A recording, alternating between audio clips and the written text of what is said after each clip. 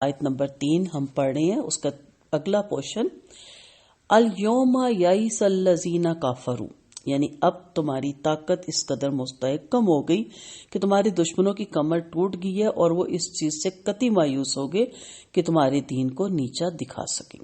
الیوم اکملت لکم دینکم، طارق بن شہاب رضی اللہ عنہ بیان کرتے ہیں کہ نبی کریم صلی اللہ علیہ وسلم بیان کرتے کہ ایک یہودی نے عمر بن خطاب رضی اللہ عنہ سے کہا، آپ اپنی کتاب میں ایک ایسی آیت پڑھتے ہیں کہ اگر ہم یہودیوں کی کتاب میں یہ آیت نازل ہوتی تو ہم اس کے نزول کے دن کو عید بنا لیتے۔ آپ نے فرمایا کون سی آیت؟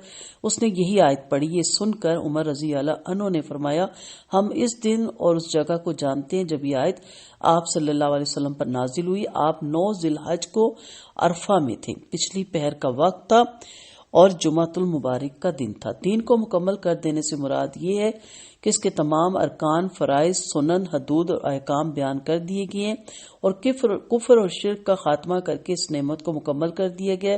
اب دین میں جو حرام ہونا تھا یا حلال ہونا تھا وہ ہو چکا۔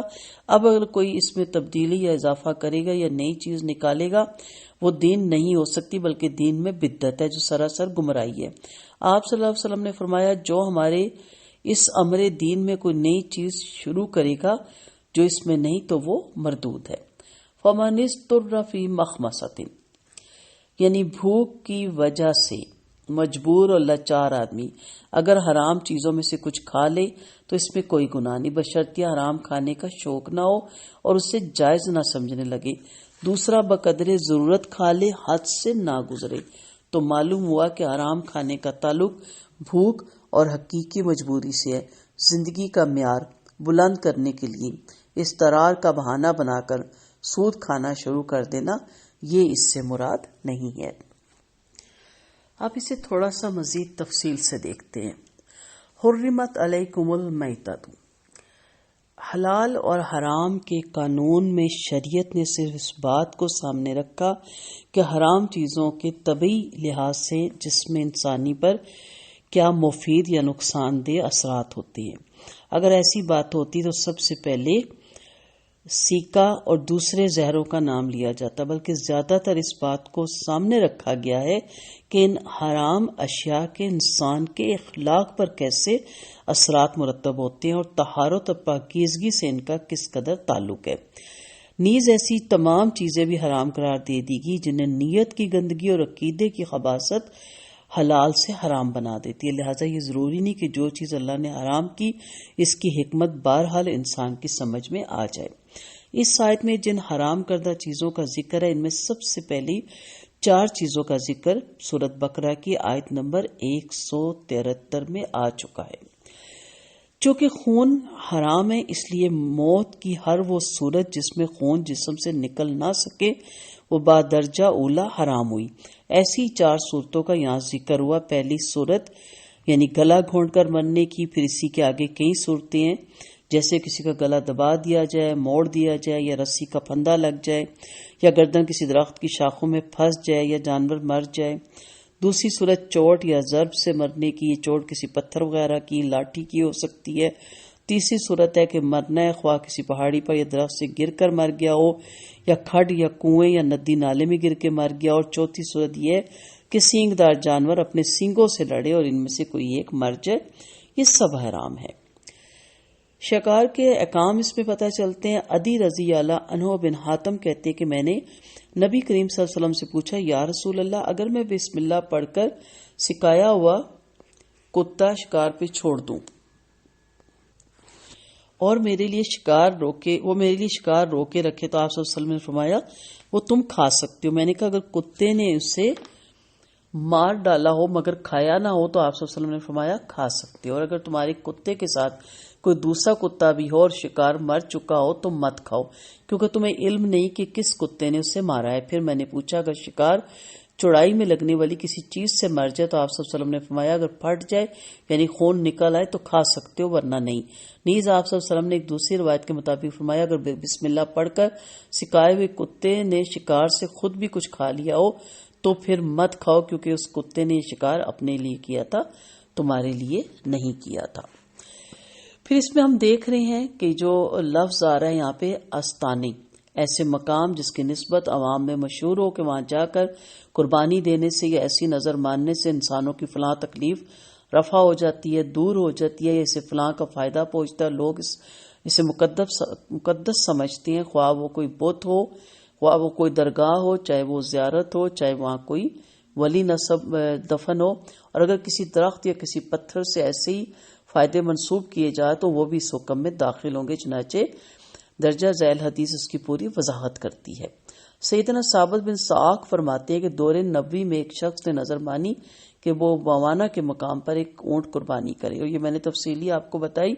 آپ صلی اللہ علیہ وسلم نے ساری باتیں پوچھی، جب کہا کہ ایسی کوئی وہاں بات نہیں کی جاتی تو آپ نے کہا اچھا پھر جا کے وہاں نظر پوری کر سکتے ہو، لیکن ادروائز اگر ایسی جگہ ہے جیسے ہمارے یہاں بعض ندی نالوں کی بھی، بعض درختوں کی بھی پوجا شروع ہو جاتی ہے، بعض ککڑ شاہ کی بھی زیارت ہے، اور بہت کچھ ہے، اللہ تعالیٰ ہمیں اس سب چیزوں سے محفوظ رکھے۔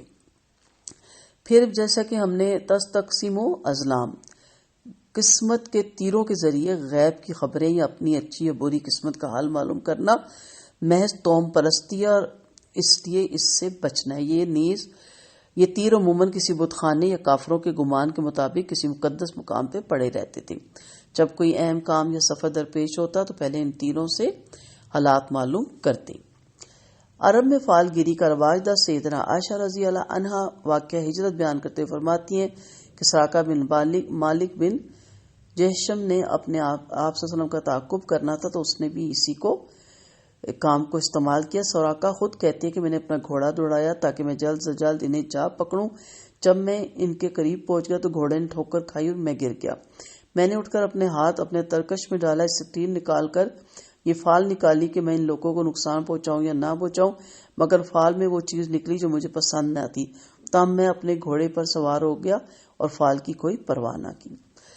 ابن عباس کہتے ہیں کہ فتح مکہ کے موقع پر جب آپ صلی اللہ علیہ وسلم کعبہ کے اندر تصویریں دیکھی تو آپ صلی اللہ علیہ وسلم اندر داخل نہیں ہوئے یہاں تک کہ آپ کے حکم سے ساری تصویریں جب تک مٹا نہ دی گئی۔ جب آپ نے ابراہیم علیہ السلام اور اسماعیل علیہ السلام کی تصویروں کو دیکھا تو ان کے ہاتھوں میں تیر تھے۔ آپ صلی اللہ علیہ وسلم نے فرمایا اللہ کی قسم انہوں نے کبھی تیروں سے فال نہیں نکالی۔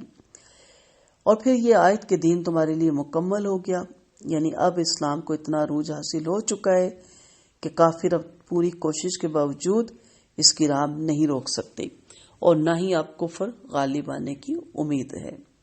سو فلا تخشوہم واخشونی، ڈر اللہ کا، تقوی اللہ کا، کافروں سے ڈرنا چھوڑ دیں۔